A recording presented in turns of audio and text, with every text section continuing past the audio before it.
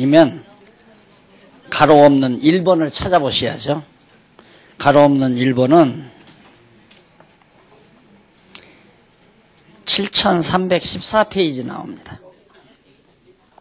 아들의 생장에 의한 예수님께서 나서 자라나는 것에 의해서 그런 사역에 의해서 예수가 그리스도이심 하나님의 아들이심을 증거하는 내용이라고 했습니다. 거의 4장까지 오늘 끝냈죠. 1번을. 이제 2번은 두 번째는 아들의 임무에 의한 사역. 그러니까 아들이 해야 할 임무가 뭔가 그 임무를 행함으로 말미암아 이제 예수가 하나님의 아들이심을 증거하는 내용입니다. 그걸 잠깐 그 내용 분해를 살펴보면요.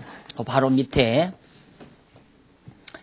7364페이지 내용 가운데 5장에서 6장 11절까지 5장에서 6장 11절까지는 속죄주 임무, 하나님의 아들로서의 속죄주 임무에 의해서 사역하고 그 다음 12절로 6장 12절부터 7장까지는 선지자 임무가 있어요. 또 8장에서부터 9장 17절까지는 통치자 임무. 그러니까 예수님은 하나님의 아들로서 속죄주 역할도 하고 선지자 역할도 하고 통치자 역할도 하고 물론 이제 제사직, 선지직, 왕직 이것과 다 관련이 있습니다. 근데 여기는 이제 그 임무, 직임보다도 사역을 중심으로 해서 하나님의 아들이심을 증거하는 내용으로 그렇게 연결이 돼 있다 생각을 하시고 보시면 됩니다. 그러면 그 근거 7365페이지 위에서 다섯 번째 줄 줄바꾼 데 보시면은 일찍이 여호와 하나님께서는 모세를 통해 아론과 그 아들들을 세워 이스라엘 자손을 위한 각종 제사를 드리도록 섭리하셨죠. 이것은 이제 예수님이 속죄 사역에 대한 한 모형이고요. 그리고 네 형제 중에 나와 같은 선지자 하나를 너를 위하여 일으키리니 너희는 그를 들을지니라. 신명기 모세가 신명기 18장 15절에서 언약한 말씀입니다. 역시 참 선지자로 오실 그리스도에 대한 예언이라고 보시면 되고요. 그 다음 홀이 유다를 떠나지 아니하며 치리자의 지파인가 그 발사에서 떠나지 아니하기를 실로가 오시기까지 미치리니 그에게 모든 백성이 복종하리로다. 창세기 49장 10절에 있는 말씀입니다. 그러니까 다윗의 유다 지파에서 왕이 나실 걸 예언을 했는데 그대로 진짜 예수 그리스도는 유다 지파에서 오신 하나님의 아들이었다. 이렇게 성경의 구약의 근거를 두고 예수께서 속죄주와 선지자와 통치자로서 사역을 하심으로 하나님의 아들이심을 증거한 내용이다. 그렇게 정리하시면 됩니다. 알고 보면 간단하죠, 성경이. 그렇게 5장서부터 9장 17절까지가 얼마나 그냥 딱 머릿속에 제사장직, 속죄제사 임무, 사역, 그 다음 이제 선지자 사역, 통치자 사역을 통하여 예수님 당신 자신이 하나님의 아들이심을 증거한 내용이다. 분명하죠. 자, 그럼 확인해 봅니다. 우선 첫 번째 5장에서 6장 11절까지 속죄주 임무에 의한 사역.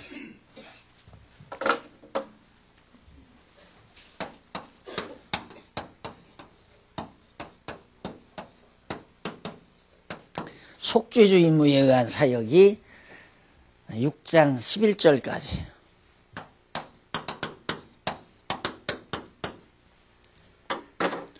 다른 생각하면 안 돼요. 5장에서 6장 11절까지는 무조건 속죄주의 임무다. 예수님이 우리 죄를 속해주는 임무를 수행하는 사역이시다. 그럼 그 일을 왜 하는가? 하나님의 아들이라는 사실. 하나님의 아들로서의 임무가 속죄주 임무이기 때문에 그래서 속죄주 임무에 의한 사역을 하심으로 당신이 하나님의 아들이심을 증거하는 내용이다. 자, 그러면 그 가운데서 내용분에 잠깐 보실까요? 5장 1절로 26절은 속죄주 표적을 보여주고 27절로부터 6장 11절까지는 속죄주 권한을 행사하고 속죄주 표적을 보여주고 또 속죄주의 권한을 행사를 하고 이 두 가지로 요약이 됩니다. 6장 11절까지요. 그럼 넘어가서 속죄주 표적을 보여주는 내용 거기 보면 자, 그 분해만 잠깐 보면서 정리해도 쉬워요. 66페이지 양쪽 가로 1번 속죄주 표적을 보여준다. 이게 거기도 많은 표적을 행하는데 고기 잡는 표적을 보여주죠. 근데 고기 잡는 표적이 1절로 11절까지인데 죄인임을 고백하는 시몬을 부름으로 고기 잡는 표적을 보여 죄인임을 고백하는 고기 잡는 표적을 보여주니까 시몬이 자기가 죄인이라는 사실을 고백을 해요. 그래서 불러주시죠.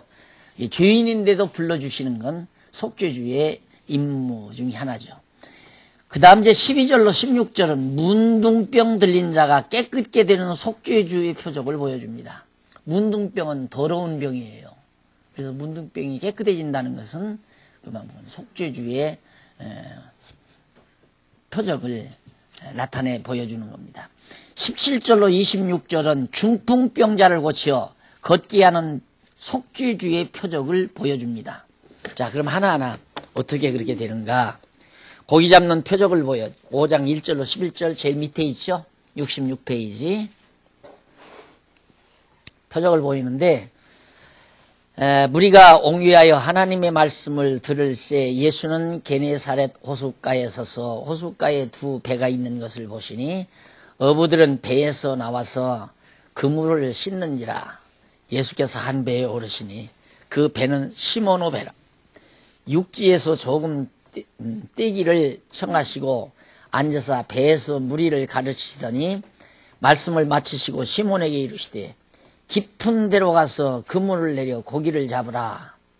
시몬이 대답하여 가로되 선생이여 우리들이 밤이 맞도록 수고를 하였으나 얻은 것이 없지만은 말씀에 의하여 내가 그물을 내리리이다 하고 그리한즉 고기를 에운 것이 심이 많아 그물이 찢어지는지라. 표적이 나타났죠. 그러니까 이 여부가 시몬이 배를 가지고 있었는데 사람들이 너무너무 막 몰려드니까 예수님이 귀찮을 거 아니에요. 귀찮을 뿐보다도 청중을 향하기가 어려우니까 배에 올라타고서 배를 이 해변에서 좀 뛰라고 그랬어요. 사람들이 못 밀려오잖아요. 그래서 배에서 이제 청중을 향해서 이제 가르치고 나서 그 시몬 배주인에게 밤에 그 고기를 잡으려고 해도 못 잡았는데 그물 던지라고 그래요. 그러니까 이 사람이 밤새껏 못 잡았지만 던지라니까 던져봅니다 하고 던졌는데 엄청나게 고기가 잡힌 거예요. 표적이 나타난 거죠. 7절 이에 다른 배에 있는 동물을 손짓하여 와서 도와달라 하니 저희가 와서 두 배의 채움에 잠기게 되었더라. 배에다 둘로 나누었는데도 배가 잠길 정도로 시몬 베드로가 이를 보고 그 베드로예요. 시몬 베드로가 이를 보고 예수 무릎 앞에 엎드려 가로되 주여 나를 떠나서 나는 죄인이로소이다 하니 이는 자기와 및 함께 있는 모든 사람이 고기 잡힌 것을 인하여 놀라고 세베대의 아들로서 시몬의 동업자인 야고보와 요한도 놀랐더라. 예수께서 시몬에게 일러 가라사대 무서워 말라. 이제후로는 네가 사람을 취하리라 하시니 저희가 배들을 육지에 대고 모든 것을 버려두고 예수를 쫓으니라. 결국 죄인들인데도 예수님께서 그들을 용납해서 제자로 삼아 주신 겁니다. 그러니까 예수님이 그 속죄하는 능력이 있으니까 죄인이라도 예수님이 죄를 용서하고 제자로 삼은 거죠. 그 다음 넘어가서 5장 12절로 16절 보면 문둥병 들린 자가 깨끗게 되는 속죄주 표적을 보여주죠. 13절에 보세요. 예수께서 손을 내밀어 저에게 대시며 가라사대 내가 원하노니 깨끗함을 받으라 하시는데 문둥병이 곧 떠나는지라. 예수께서 저를 경계하시되 아무에게도 이르지 말고 가서 제사장에게 내 몸을 보이고 또 네 깨끗게 됨을 인하여 모세의 명한 대로 예물을 드려 저에게 증거하라 하셨더니 예수의 소문이 더욱 퍼짐에 허다한 무리가 말씀도 듣고 자기 병도 나음을 얻고자 하여 모여오되 예수는 물러가서 한적한 곳에 기도하시니라. 예, 문둥병이 가장 더러운 병인데 깨끗하게 해서 제사장에게 가서 제사장이 깨끗해졌다 하면 판정이 나는 거예요. 그러니까 우리는 이제 병이 나는가 안 나는가를 병원 의사에게 갔는데 구약 시대에는 문둥병이 나았는지 안 나았는지를 제사장이 그걸 진단을 해요. 제사장에게 가봐라. 깨끗해졌다고 하지. 그래서 예수님이 문둥병을 고치심으로 속죄 능력이 있음을 보여주는 거고요. 그 다음 17절로 26절 중풍병자를 고쳐 걷게 하는 속죄주 표적으로 보여줍니다. 중풍병자가 이제 사람들이 많이 몰려와서 중풍병자 한 사람을 침상에 메고 왔어요. 침상에다 메고 와서 예수 앞에 들여놓고 자였으나 무리가 너무너무 많으니까 7370페이지 제일 위에 보면 무리 때문에 메고 들어갈 길을 얻지 못하는지라 사람들이 이제 지붕을 뚫고 그 중풍병자 환자를 지붕을 뚫고 내려서 이제 예수님 앞에 내려놨단 말입니다. 그런데 침상째 무리 가운데 예수님 앞에 들여놓으니까 20절 예수께서 저희 믿음을 보시고 이르시되 이 사람아 내 죄 사함을 받았느니라. 내 죄 사함을 받았느니라. 아니 중풍병자라면 침상 져버리고 그냥 일어나 걸어가라 하면 되잖아요. 근데 내 죄 사함을 받았다. 왜 그랬을까요? 예수님 당신 자신이 죄 사하는 능력이 있는 속죄주의 임무를 수행하는 이런 사역을 통해서 예수가 하나님의 아들이심을 증거하기 위한 것이다. 그러니까 우리가 성경을 보면서 우리는 예수님을 만나야 할 건데 하나님의 아들 그리스도를 만나야 사는 거 아니에요. 그런데 부흥사들은 눈길이 어디로 가느냐 하면 와 중풍병자 고쳤다. 나도 능력 받아서 어떻게 중풍병 고쳐야 되겠다. 그렇게 중풍병 고치는 것 마냥 쇼를 부리는 거예요. 막. 이게 안 낫잖아요. 안 나으니까 안전바기 하나를 돈을 주고 사가지고 데리고 다녀요. 그래서 연보 나오면 가끔 나눠 먹고 그러다가 감옥에 가는 사람 있잖아요. 방주교회라고 목사. 부흥회 할 때마다 이게 부흥회를 하는데 안전바기가 벌컥벌컥 일어나는 거예요. 그러니까 막 돈이 쏟아져 나오잖아요. 근데 그게 나중에 들통났단 말입니다. 안전방이 인척하고 와서 앉아있는 거예요. 근데 기도하면 막 할렐루야 하면서 일어나 버리니까 장한이 완전히 난리 날 거 아닙니까? 인천에서 그렇게 하다가 서울 와서 하다가 들통나가지고 어떤 권사님이 너무너무 정말 하나님의 아들이 오셨구나 싶어가지고 온갖 정성을 다하고 연보도 많이 하고 그렇게 해서 그분이 중곡동에 와서 또 부흥회 한다 그러니까 가봤대요. 갔더니 또 안전방이 또 일으킨다고 하는데 인천서 일어났던 사람이더라고요. 썩으면 안 돼요. 예수 그렇게 믿는 거 아니에요. 성경이 뭘 말하려고 하는데 중풍병 고치라고 그러는 게 아니거든요. 중풍병자 고치려면 일어나 걸어가라 하지 뭐 때문에 내 죄 사함 받았느니라 그러겠어요. 그러니까 서기관들이 21절에 보니까 서기관과 바리새인들이 의논하여 가로되 이 참남한 말을 하는 자가 누구뇨? 오직 하나님 위에 누가 능히 죄를 사하겠느냐? 하나님 밖에는 죄 사할 자가 없는데 네가 누군데 막 건방지게 내 죄 사함을 받았느니라 하느냐? 하고 서기관들이 대든 거예요. 그때 22절 예수께서 그 의논을 하시고 대답하여 가라사대 너희 마음에 무슨 의논을 하느냐? 죄가 아니라 내일 거예요. 내 죄 사함을 받았느니라 하는 말과 일어나 걸어가라 하는 말이 어느 것이 쉽겠느냐? 어느 것이 쉬워요? 일어나 걸어가라 하는 말이 쉽죠. 내 죄 사함을 받았느니라 하는 말보다도. 더 쉬운 말을 두고 내가 왜 내 죄 사함을 받았느니라 하고 어려운 말을 했겠느냐? 예수님은 이제 그런 뜻이에요. 그렇게 한 이유 쉬운데도 일어나 걸어가라고 하는 말이 쉽지만은 그러나 인자가 땅에서 뭐 하는 권세? 죄를 사하는 권세, 속죄주의군요. 됐죠? 자, 넘어갑시다. 양쪽 가로 2번 속죄주 권한을 행사합니다. 속죄주의 권한이 있어요. 그 권한을 행사하는 내용인데 그게 5장 27절로부터 6장 11절까지예요. 그러면 그 내용 가운데 5장 27절로 39절은 제자들이 식사하는 것에 대한 비방을 비유를 들어 반박함으로 증거하는 내용입니다. 식사하는 것에 대한 비방, 제자들이 식사하는 것. 그리고 6장 1절로 5절은 안식일에 이삭 비벼 먹는 것.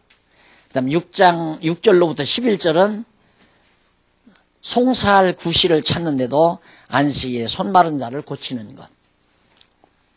참 예수님은 하나하나 좀 살펴보십시다. 거기 27절로 39절 제일 밑에 나오죠. 5장 7372페이지 27절로 39절 제자들이 식사하는 것에 대한 비방을 비유를 들어서 반박하는데 그 후에 나가사 레위라 하는 세리가 세관에 앉은 것을 보시고 나를 쫓으라 하시니 저가 모든 것을 버리고 일어나 쫓으니라. 레위가 예수를 위하여 자기 집에 큰 잔치를 하니 세리와 다른 사람이 많이 함께 앉았는지라. 바리새인과 저희 서기관들이 그 제자들을 비방하여 가로되 너희가 어찌하여 세리와 죄인과 함께 먹고 마시느냐.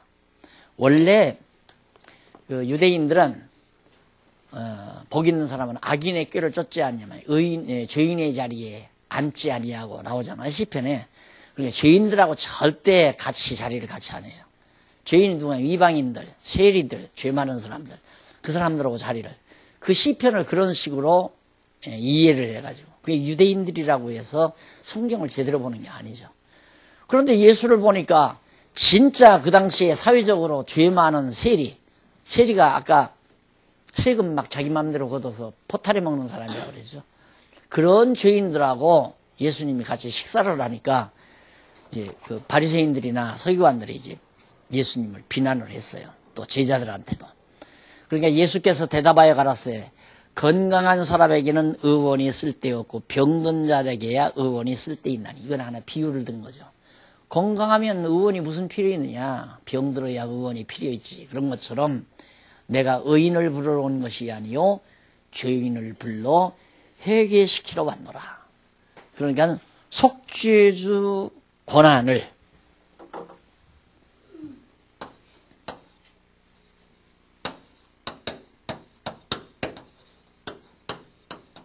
속죄주 권한이죠. 6장 12절로부터 아니 내가 네 속죄주 임무인데 앞에서는 1번이 네, 속죄주 표적을 보였죠. 1번 속죄주 표적. 그 다음 2번이 속죄주 권한. 이렇게 이해하시면 됩니다.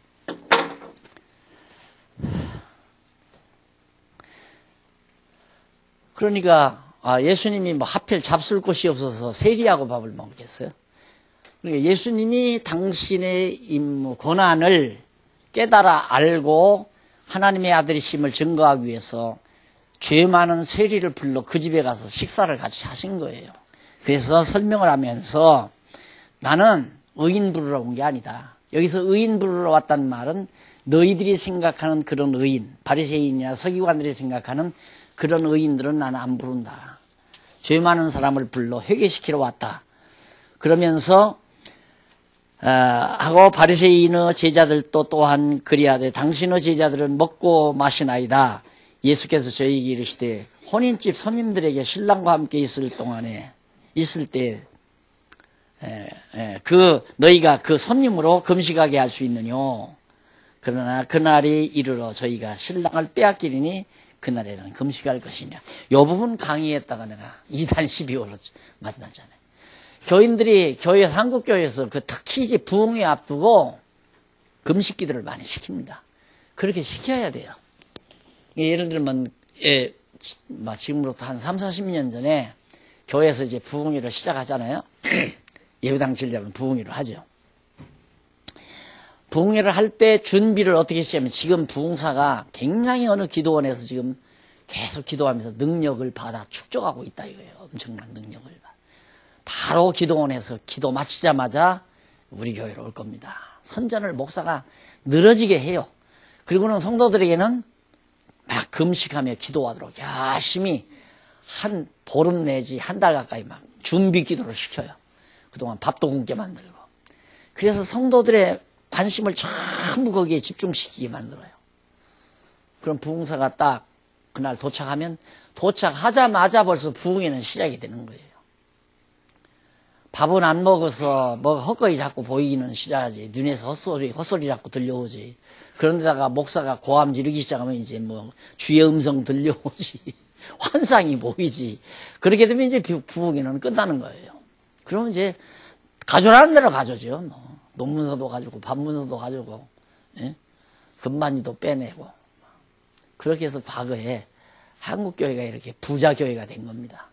70조래 72조래요. 한국교회 재산이. 그거 다 땅에다 묻어두고 또 저 쓸모없는 땅 깊은 산속에다가 건물 막 수십억씩 들여서 때려치는 그런 데다가 돈 다 써버리고 지금 쓸 돈은 없는 거죠. 재산은 많은데. 한국 교인들이 그만큼 우매하고 무지하게 살아온 거예요. 자, 그런데 예수님께서는 야, 지금 신랑과 함께 있는데 잔치집에 신랑이 있는데 누가 금식하겠느냐. 신랑 빼앗기면 금식할 수 있다.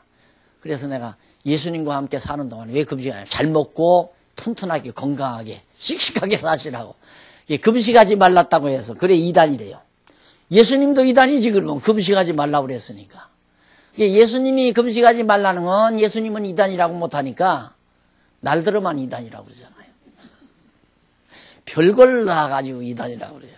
여기 지금도 구두 신고 섰구만. 여기 구두 신고 섰다고 또 이단이래요. 한국교회 참 이상한 교회야. 여기 구두 신고 올라왔다고 이단이에요. 여기 구두 신고 올라와야 지금 맨발 벗고 올라와요.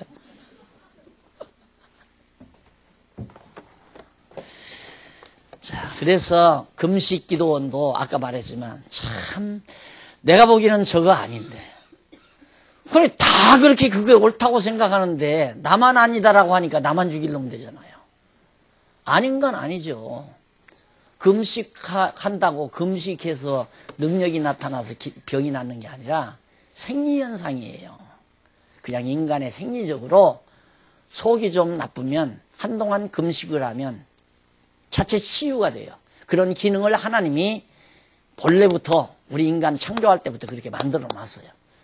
그러니까 조금 불편하고 안 좋으면 밥을 한두 끼 딱 금식하면 거뿐이 낫는 경우가 참 많습니다. 이게 동물들은 뭐 약 안 먹고도 다 잘 살잖아요. 개들이 병들어 죽는 거 별로 없죠? 네. 사람보다 지혜로워서 그래요. 네. 근데 사람들 그러잖아요. 막 다이어트 한다고 난리를 치면서 오늘 먹고 내일부터 하지. 내일 가면 또 한 번 더 먹고 내일부터 또 시작. 그러면서 한단 말입니다. 인간은. 동물들은 안 그래요. 정확해요. 불편하면 절대 안 해요. 그러면서 예수님께서 이제 낡은 부대에다가 새 포도주 안 담고 새 포도주에다가 낡은 부대로 담지 않는다라는 얘기를 합니다. 뭔 얘기냐면 구약 시대에는 그렇게 금식하는 거 그게 이제 죄를 회개하는 하나의 방법이었어요. 자기 죄를 통해 자복하는 그런 의식 중에 하나가 이제 밥을 굶고 그게 밥을 굶는 것이 가장 고통스러운 거 아니에요. 그래서 금식하라고 한 거랍니다. 자기를 괴롭히는 것. 그러니까 죄를 졌으면 괴로워해라. 그래서 이제 죄를 회개하기 위해서 이제 금식하라고 구약시대는 그랬는데 이제는 그럴 필요 없다고 말해요. 예수님께서. 이제 그럴 필요 없다. 왜냐하면 지금 금식하라고 한다면 예수님이 지금 새로운 새 언약의 주관자가 되시는 예수님이 오셨는데 새 언약에다가, 새 언약은 새 부대죠. 쉽게 말하면. 새로운 부대에다가 구약시대 옛 그런 구습을 집어넣으면 안 된다. 새 부대는, 새술은 새 부대에 넣어야 되고, 헌 부대에다는 헌 것을 집어넣어야지 새 부대에다가 새술을 담으면 안 된다. 그러니까 옛 언약과 새 언약을 짬뽕시키지 말라. 예수님이 하신 말씀은 그런 의도에서. 그러니까 너희들은 옛 언약에 따라서 금식하라고 하지만은 우리는 새 언약에 의해서 금식 안 한다. 이제 이런 내용으로 예수님께서 하신 말씀입니다. 그 다음 바로 이어서 이제 안식일에 이삭 비벼 먹는 일 때문에 그렇습니다. 1절로 5절.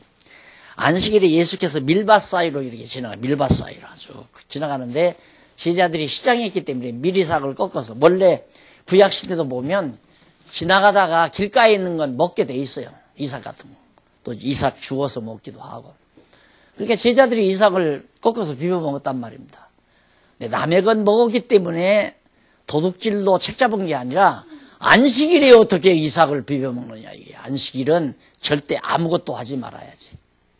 지난 주일날 제가 탈무드 얘기를 했죠. 탈무드의 안식일에는 오른손으로 가지고 있었던 것 왼손으로 옮기지도 말라 이 말이에요. 이걸 이렇게 가지고 있다가 이쪽으로 주일날, 안식일날, 주일이 아니라 안식일날 이쪽으로 옮기면 그게 죄가 되는 거예요. 그렇게까지 유대교 랍비들, 유대교 지도자들이 그렇게 법령을 치밀하게 한 3,000가지가 된다고 그래요. 나는 다 뭐 안 봤는데 그 법령이 그렇게 많은 법조항을 만들어가지고 교인들을 전부 다 그 백성들을 전부 막 얽매여 놓은 거죠. 그 법으로. 그렇게 해서 통솔을 하는 거란 말입니다. 원래 법 없으면 통솔이 안 돼요. 국가에서 헌법을 만드는 이유는 백성들 통솔하기 위해서 그러거든요. 이게 법 어기면 잡아다가 집어넣잖아요. 그래야 통솔이 되지. 법 없어 보세요. 완전히 난장판이죠. 이게 그런 생각을 가지고 이제 교회도 법을 만들어서 교인들을 통솔하려고. 법이 만들어진 지가 뭐 한 500년. 우리 한국, 우리 장로교 법 만들어진 게 500년도 안 됐어요. 500년도. 1570년인가 60년인가 1570년인가 웨스트민스터에서 만든 그 법령에 의해서 지금까지 고쳐지고 해서 만들어진 건데, 그러니까 지금 2010년이니까 500년 안 됐잖아요. 그렇게 만들어서 이제 성도들 통제하기 좋게 법령을 자꾸 고치고 해서 그거에 매여서 우리가 신앙생활을 해온 거죠. 그래서 이 진짜 엄청난 일인데 내가 당돌한 건지 안 그러면 하나님께서 나를 죽이려고 작정을 냈는지 이거 건들지 말아야 되거든요. 내가 편안히 살려면. 그런데 이걸 건드렸거든요. 지난 주일날 공개적으로 건드렸어요. 근데 참 생각해 보면 반드시 건드려야 될 일이고 누가 안 건들지요? 누가 건들겠어요? 목사님들이 안 건드려요. 목사님들 자기들에게 좋은 걸 누가 건드려요? 절대 안 건들죠. 나는 죽으려고 건든 거고. 안 그래요? 도와달라고 사정하는 건 아닙니다.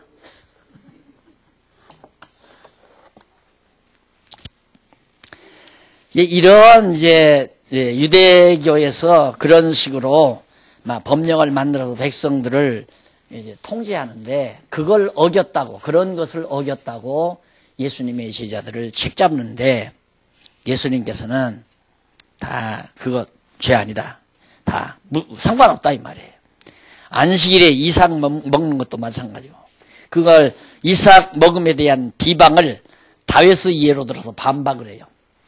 안식일에 예수께서 밀밭 사이로 지나가실 때 제자들이 이삭을 잘라 손으로 비벼 먹으니 어떤 바리새인들이 말하되 어찌하여 안식일에 하지 못할 일을 하느냐, 왜 죄를 짓느냐 그 말이에요. 예수께서 대답하여 가라사대, 한마디 더 하고 갑시다. 요즘도 한동안 뭐 또 날들은 이단이라고 했던 고신파, 아예 지적을 합시다. 부산에 있는 고신파 그 사람들은 짜장면도 주일날 사 먹으면 안 돼요. 그 목사님 아들이 우리 교회 지금 한번 나오는 분이 청년인데 나오는데 주일날 짜장면 사 먹어도 안 되고 주일날 텔레비 봐도 안 되고 신문을 봐도 안 돼요. 아주 대단히 경건하고 의로운 분들이에요. 그 사람들. 그런 식으로 예수를 믿는단 말입니다. 그런 식으로. 예수님께서 지금 그런 것들을 다 처단하는 것들이거든요. 예수께서 대답하여 가라사대 다윗이 자기와 및 함께한 자들이 시장할 때 한 일을 잊지 못하였느냐. 다윗이 구약시대 그가 하나님의 전에 들어가서 다만 제사장 외에는 먹지 못하는 진설병을 집어먹고 함께한 자들에게도 주지 아니하느냐. 또 가라사대 인자는 안식일의 주인이다. 아니 다윗 왕도 성전에 들어가서 제사장만 먹어야 되는 음식을 시장하니까 자기도 먹고 자기와 함께한 사람들도 다 먹지 않았느냐.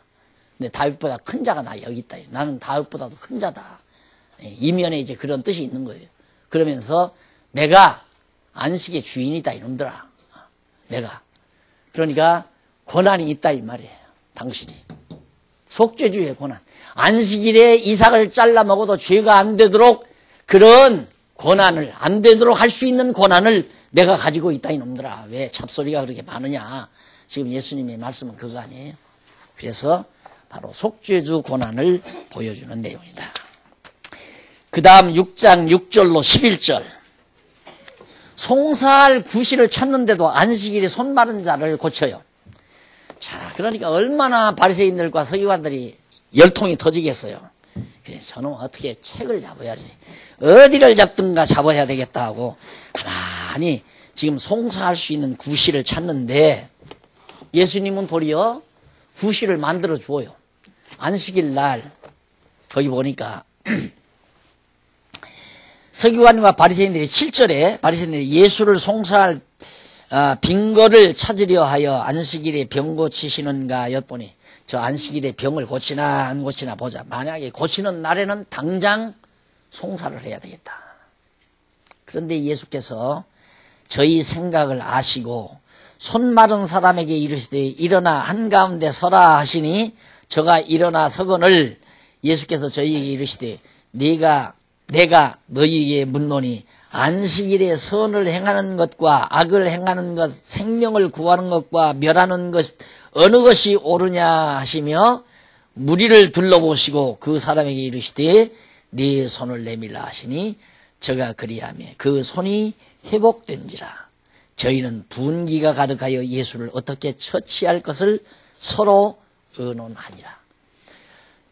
바리새인들이 지금 저 예수가 안식일에 병 고치나 안 고치나 고치기만 하면 당장 송사한다 그랬는데 예수님은 손 마른 사람 하나가 딱 있으니까 가운데 서라 그랬어요. 안식일에 선을 행하는 게 옳으냐 그러냐 그렇게 물었어요. 선을 행하는 것이 옳으냐 그러냐. 악을 행하는 것 생명을 구하는 것 어느 것이 옳은 일이냐라고 묻고는 그냥 고쳐버렸어요. 10번도 안식일에 선을 행하는 게 옳죠.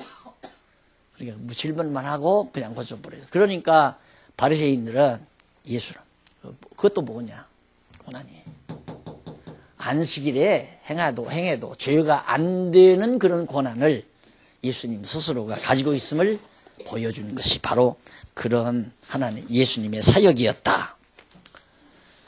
자, 이해가 가시죠? 그렇게 보니까 성경은 아주 깔끔하고 단조롭죠. 아주 단조롭고 쉽고 깔끔하고. 그 다음 이제 두 번째는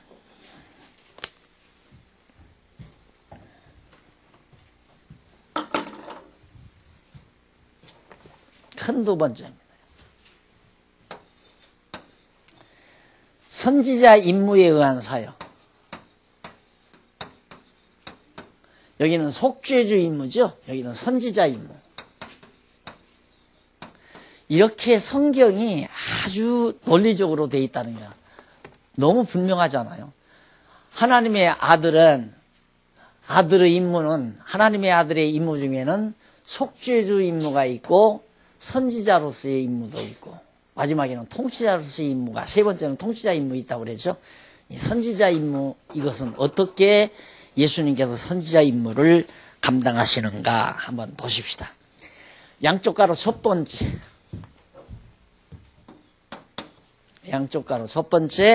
거기는 선지자 임무를 수행을 합니다. 선지자 임무 행해요. 선지자 임무를 행해요. 뒤에 6장 12절로부터 49절까지 49절. 12절로 49절. 우선 12절로 19절까지 12 제자를 사도로 세우시고 여러 표적을 행하여 수행합니다. 그러니까 예수님이 선지자니까 제자들을 불러요. 선지자가. 구약시대도 선지자들이 많은 제자들을 양성하고 길러내잖아요. 선지자로서 예수님이 제자들을 사도로 세워놓고 여러 표적을 행하여 선지자의 임무를 수행하는 내용이 나오는데, 거기 보면 넘어가서 7380페이지 그 12절로 16절 보면 예수께서 기도하시고 제자들을 불러 12를 택해 사도라 칭하심으로 증거하신 내용이다. 그래서 거기 사도라는 말은 거기 나오죠. 아포스톨루스. 헬라어 나오죠. 이는 특별한 명령과 권세를 부여해 보냄을 받은 사절. 이걸 보냄을 받은 사절. 특별한 명령과 권세를 부여해서 보냄을 받은 사절.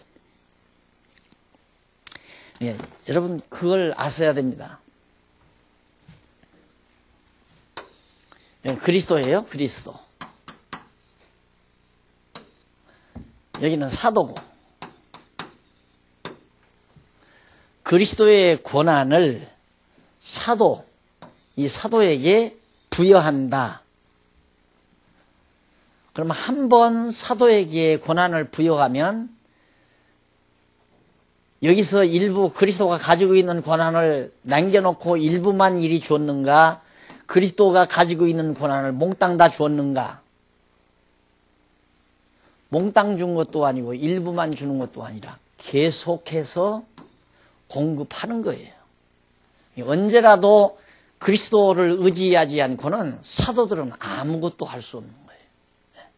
그런데 대부분의 많은 사람들이 부여받았다고 생각하거든요. 특히 오늘날 로마 교회가 그리스도가 예수님이 누구에게? 사도의 계승자인 교황에게. 예수님은 베드로에게 권한을 주었고 베드로 사도는 교황에게, 그 2대 교황에게 줬다. 1대 교황이 베드로고 2대 교황에게 주고 2대 교황이 죽으면서 3대 교황에게 주고. 그러니까 그리스도는 이미 권한이 없는 거예요. 권한이 일이 다 왔기 때문에. 그러니 얼마나 나쁜 사람들이에요. 지금도 그렇게 생각하는 사람이 많다니까. 나는 하나님 앞에 권능을 받았다 이거야. 나는 하나님 앞에 권능을 받았다. 권능을 받았다는 건 하나님이 당신이 가지고 있는 권능을 나에게 다 주었다는 게 아니라 권능을 행하도록 역사하시는 거예요. 그러니까 하나님과 내가 단절이 되면 아무것도 못하는 거죠. 그러니까 나는 포도나무요, 너희는 가지니. 나로 말미암지 않고는 열매를 맺을 수가 없다. 열매는 가지에 맺죠. 그러니까 나는 예수님은 포도나무, 우리는 가지기 때문에 예수님에 의해서만, 예수님의 능력을 통해서만 열매를 맺는 거지. 이제 내가 포도나무 가지니까 예수님과 관계없이 나 스스로 열매 맺을 수는 없다 이 말이에요. 이것도 똑같은 거예요. 그러니까 우리가 하나님을 떠나서는 아무것도 할 수가 없는 거죠. 이게 잠 안 떨면 안 되고, 내가 제일 두려운 게 그거라고 하잖아요. 내가 제일 두려워하는 게 하나님이 내 지혜를 걷어가시면, 이것만큼 두려운 일은 나에게 있어서, 내 개인에게 있어서 가장 두려운 일이, 내 건강도 건강이지만, 건강하면 뭐예요? 지혜 걷어가 버리면 짐승이나 똑같이 사는데, 내 지혜를 걷어가는 것만큼 두려운 일은 없는 것처럼, 이게 지혜를 아주 나에게 준 게 아니라 언제라도 하나님께서 성령의 조명을 통해서 나려고 반짝반짝 지혜롭게 생각하고 지혜롭게 행동하도록 나를 인도해 가시는 거죠. 근데 나는 지혜롭다, 나는 지혜를 받았다, 이게 지혜는 내 거다, 그게 아니다 이 말이에요. 하나님이 나를 항상 지혜의 영이 나를 감동해서 지혜를 작용하는 거지. 이게 사람들이 착각을 참 많이 하는 이유가, 이미 이렇게 사도들이 그리스도로부터 사도 권한을 받았다, 그러니까 이제 그리스도 없이도 사도가 내 마음대로 자기들 마음대로 행할 수 있다. 그것 절대 아니라는 얘기예요. 그래서 제자들이 가서 이제 제자들을 사도 임명권을 주어요. 사도 임명권을. 거기 한번 읽어보실까요? 14절 곧 베드로라고도 이름을 주신 시몬과 및 그 형제 안드레와 야고보와 요한과 빌립과 바돌로메와 마테와 도마와 및 알페오 아들 야고보와 야고보와 및 셀롯이라 하는 시몬과 및 야고보의 아들 유다와 및 예수를 파는 자들 가룟 유다라. 17절 예수께서 저희와 함께 내려오시니 평지에 서시니 그 제자의 허다한 무리와 또 예수의 말씀도 듣고 병고침을 얻으려고 유대 사방과 예루살렘과 및 두로와 시돈의 해안으로부터 온 많은 백성도 있더라. 더러운 유신에게 고난받는 자들도 고침을 얻은지라. 온 무리가 예수를 만지려고 힘쓰니 이는 능력이 예수께로 나서 모든 사람에게 낫게 함일러라. 그래서 예수님께서 곧 제자들을 불러서 12를 택하여 사도로 이렇게 딱 칭해놓고, 그리고 이제 예수님이 표적을 많이 행하심으로 바로 선지자 직무를 지금 수행하기 시작한 거란 말입니다. 그 다음 이제 넘어가서 20절로 26절 보면 복 있는 자 및 화 있을 자의 결국에 대해서 가르쳐 수행하는 거죠. 선지자가 뭐 하는 거예요? 가르치는 일이죠. 선지자는 하나님의 말씀, 율법을 가르치기도 하고 해석하기도 하고 미래를 언약에 의해서 이루어질 일들을 예언하기도 하고, 선지자가 가르치는 일이 주 임무입니다. 선지자는 예언, 선지자는 과거에 대한 내용을 이제 깨닫게 하고, 과거를 이제 지적해주고, 그 다음에 현재를 설명해주고, 미래를 예언해주고, 이런 것들이 이제 선지자가 해가는. 그래서 오늘 우리 한국 크리스찬 신문이 바로 뭐 선지자란 말이 아니라 선지자의 기능을, 이거 할 수 있는 게 뭐냐면, 선지자가 아니라도 할 수 있는 게 뭐냐면 성경에 다 있으니까, 과거를 알고 현재를 알고 미래를 알 수 있으니까. 그래서 어제를 해명하고 오늘을 직시하고 내일을 예비한다. 그것이 바로 크리스찬 신문사의 사시듯이 바로 그런 임무를 선지자가 해가는 겁니다.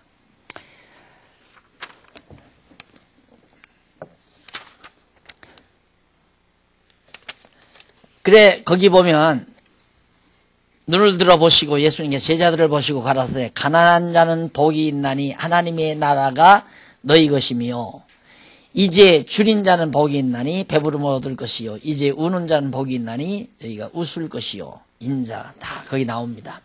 거기 하나하나 잠깐 살펴보고, 거기 보면 가난한 자 나오죠.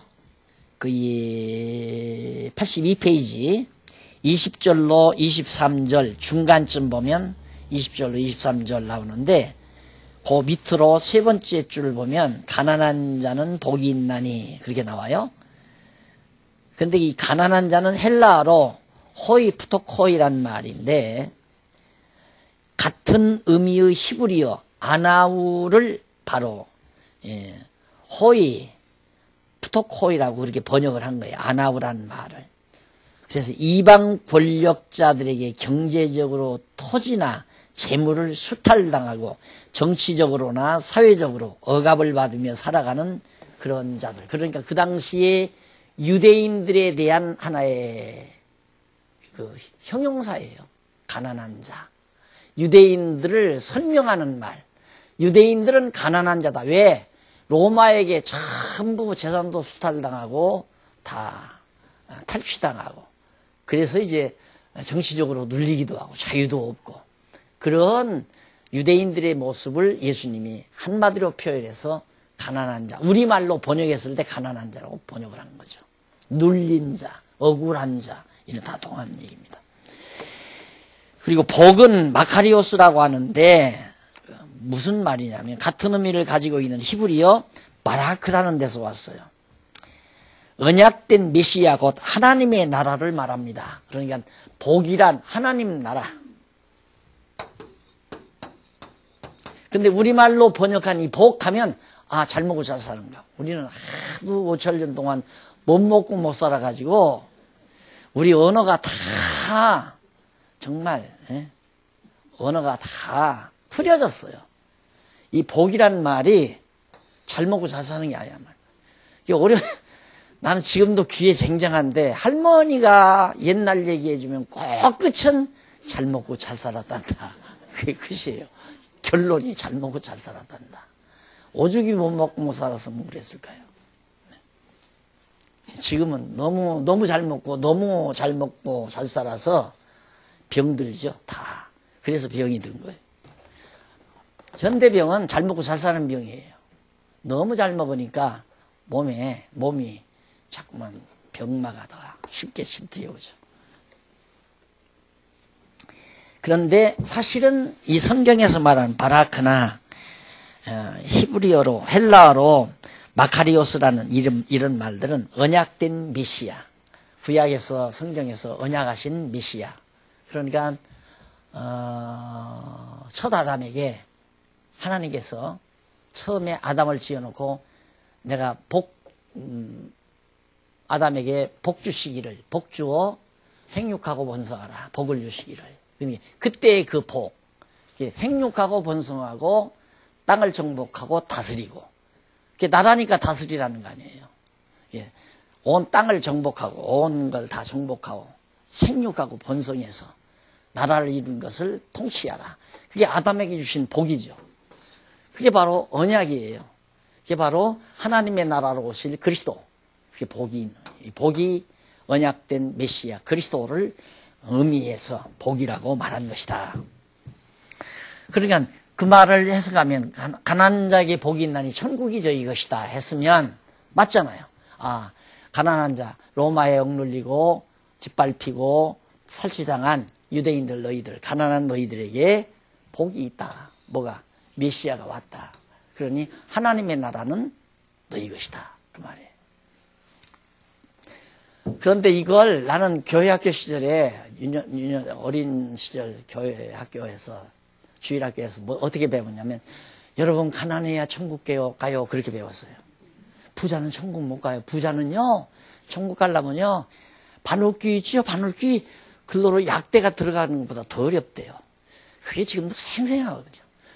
그래서 늘 말하지만 이날껏 돈을 벌어야 된다고 생각하고 살아보지를 못했어요. 내가 돈 벌면 지옥 간다고 생각했으니까 얼마나 내가 잘못 배운 거예요. 또 그것도 다행이에요. 그렇게 배웠기 때문에 요즘 돈 욕심이 없어서 교회 재산도 내가 꿀꺽 안 했지. 내가 돈 있으면 이 재산 다 내가 꿀꺽 다 생기죠. 돈 욕심 있으면. 그렇죠? 아, 목사를 다 생기잖아요. 마누라에게 주고 아들에게 주고 뭐 다 주던데 동생에게 주고 다 교회 재산 다 갖다가. 그러니 성경을 잘못 해석해도 엄청 잘못했은 거죠. 그러니까 선지자니까 옳게 성경을 가르치는, 진리를 가르치는 그런 모습을, 임무를 예수님이 수행하고 예수님 당신이 선지자다. 이걸 말해주는 겁니다. 그러면서 예수님께서 거짓 지도자들에게 화 있을 자의 여러 가지 결국에 대해서 너희들 화가 있다. 이제. 아까 거기 이제 팔복에 관한 건데 뭐 줄인 자니 다 똑같은 개념이에요. 따지고 보면 줄인 자, 우는 자, 뭐 우는 자는 복이 있나니 이게 다 억눌리고 슬픔 당하고 그런 같은 맥락에서 예수님께서 여러 가지 의미로 묘사하는 겁니다. 24절로 26절 거짓 지도자들에게 화 있을 자의 여러 결국에 대해 가르침으로 증거하셨는데 부요한 자는 정치적이나 부요한 자 뭐죠? 부자가 누구냐? 24절 그러나 화 있을진저 너희 부요한 자여 너희는 너희의 위로를 이미 받았도다. 이 부요한 자는 정치적이나 종교적인 권력을 가지고 부와 영화를 누리며 사는 자를 말한다. 자, 얼마나 무서운 얘기입니까? 그 당시에 서기관들, 제사장들, 장로들은 그렇게 탈무드라고 하는 법을 만들어서 백성들을 전부 덮어 씌워가지고 꼼짝 못하게 그렇게 해서 왜 옛날 시골에서 닭을 이제 기르잖아요. 닭을 기르는데 병아리를 깨어가지고 솔개들이 잡아갈까 봐서 이게 덮어가지고 아무 다치지 못하게 또 병아리 도망치지 못하게 그래서 모이를 줘서 잘 길러요. 닭장에다 놓고 잘 길러요. 그래가지고 어떻게 명절 때만 한 마리 두 마리 다 잡아먹잖아요. 예? 그러듯이 구약시대 예수님 오실 무렵 그 당시에 유대 종교 지도자들이 그런 막 복잡한 탈무드라고 하는 법들을 만들어가지고 백성들을 이렇게 억압해가지고 전부 뭔 세니 전부 뺏어다가 잘 먹고 잘 살았단 말입니다. 그런 자들에게 화가 있으리로다 하는 얘기예요. 생각하면 참 끔찍해요. 나도 그 중에 하나 아닌가 이런 생각이 들면 나는 뺏어 먹지는 않았는데 그냥 뺏어주는 것 같이 보이는데도 가만히 있었지요. 나는. 솔직히 그게 늘 괴로운 거예요. 내가 지난번에도 얘기했죠.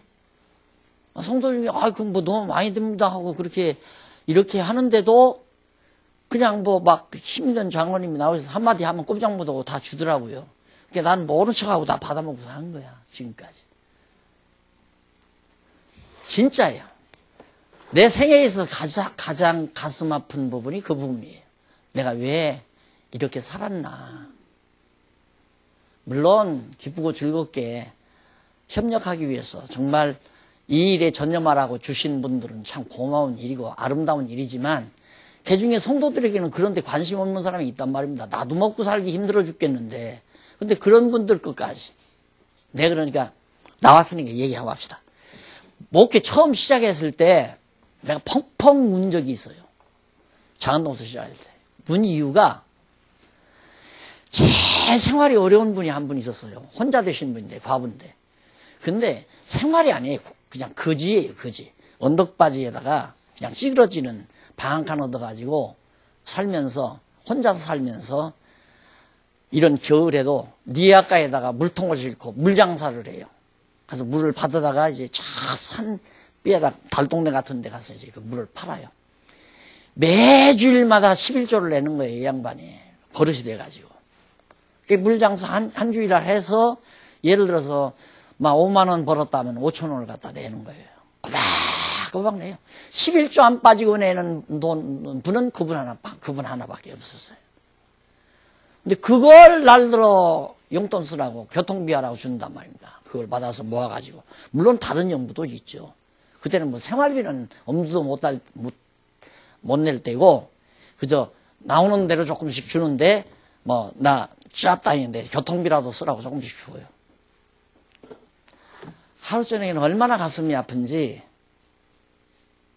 그래서 제가 통곡하고서 울고 그다음 제 아내들이 그래서 여보 당신 내가 한마디 하겠는데 저분이 지금은 저렇게 산다 하지만 조금 있으면 저분 틀림없이 병들어서 omlad도 못할 텐데 당신 저 사람 당신 부모처럼 모실 수 있어? 그러니까 자기도 가만히 생각하니까 그러거든요. 그러니까 자기가 목회하자고 해서 한 거니까 어떻게 하느냐 모셔야지. 그럼 됐어. 모시기로 했어요. 이제 그 양반 이제 omlat 못하고 하면 모시자. 그럼 부모처럼 모시고 살자. 그랬는데 얼마 있으니까 시집 간다고 와버렸다니까. 왜 누가 참 그런 분을 또 아내로 모셔가는 양반도 참 신기한 일. 그 하나님이 감동한 거 아니에요. 생각해 보세요. 그분이 지금 김여숙이 곁에 있다면 지금 여기 공부하러 나왔겠어요? 병간호해야지. 내 얼마 후에 갔다 오서 만났어요. 고향 갔다 오다가 어디라고 해서 이제 만났는데 와 금귀걸이하고 금반지 끼고 나왔는데 아이고 우리 집사님 이제 왕후됐네 싶어가지고 왕후됐네 하면서 칭찬하고 웃어 죽는다고 날들어 너무너무 그동안 신앙생활 잘 가르쳐줘서 와서 신앙생활 잘하고 있다고. 그거 나니까 그렇게 마음이 편안하더라고요. 진짜 내가 정말 그 부분에는 참 늘 마음이 아파요. 그 부분은 이제 그랬는데 그렇게 해결되니까 됐는데 이 목회하면서 모른 척하고 그냥 사실 잘 먹고 잘 살았거든요. 따지고 애들 다 공부 잘 시켰지. 뭐 큰 어려움 없이. 그래서 사실상 전세라도 살자. 그래서 지난해까지 전세 산 거 아니에요. 전세 살 때는 좀 편안했는데 요즘에는 집 사놓으니까 사실 여기서 밝히죠. 장로님들 모시고 식사라도 한때 해야 되겠는데 그걸 못 하겠어요. 솔직한 얘기로. 진짜 그걸 못 하겠어요. 왜?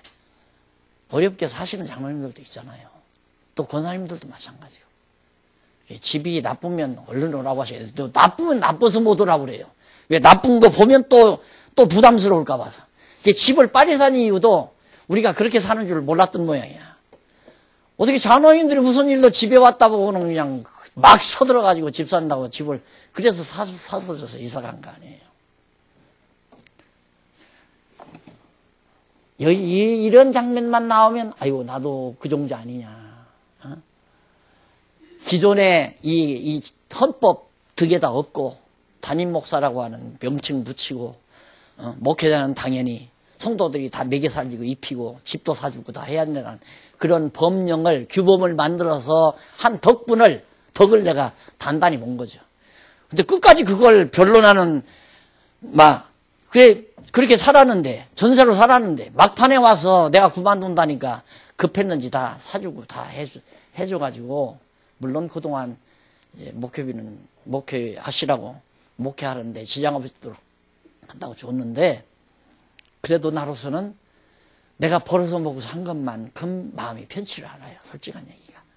그래서 막판이라도 이제는 그걸 싣고 작든 많든 정말 이 일에 동참하고자 하는 아름다운 마음과 뜻이 담긴 그런 사례만을 가지고 마무리 인생을 살아가면서 마음 좀 편하게 좀 살았으면 좋겠다. 그렇게 해마다 예산 얘기를 해서 5만 원 더 합시다. 뺍시다. 2만 원 더 합시다. 이거 다 알거든요, 내가. 이거 그때 어떻게 할 수가 없어요, 그걸. 어떻게 하라고 할 수가 없단 말입니다. 빼자는 사람도 있고, 넣자는 사람도 있고. 어떻게 해요?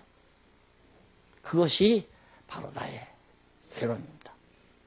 그래서 이 부분, 여러분 한번 스스로도 잘 밝혀보시고, 정말로 우리가 부자가 아닌가, 부유한 자가 아닌가, 이런 면도 우리에게 와 닿는 한 부분이라고 생각을 합니다. 다음 시간 우리 살피기로 하고 오늘 강의 여기서 마무리합니다. 하나님 아버지, 오늘 또 저희를 부르시고 귀한 말씀 같이 나누게 하셨습니다. 말씀 앞에서 우리가 정말 자유함을 얻게 하시고 늘 평안한 마음으로 주의 영광을 위해서 남은 여생도 불태우는 슬기로운 종들 되도록 인도하시옵소서. 예수님 이름으로 기도드립니다. 아멘.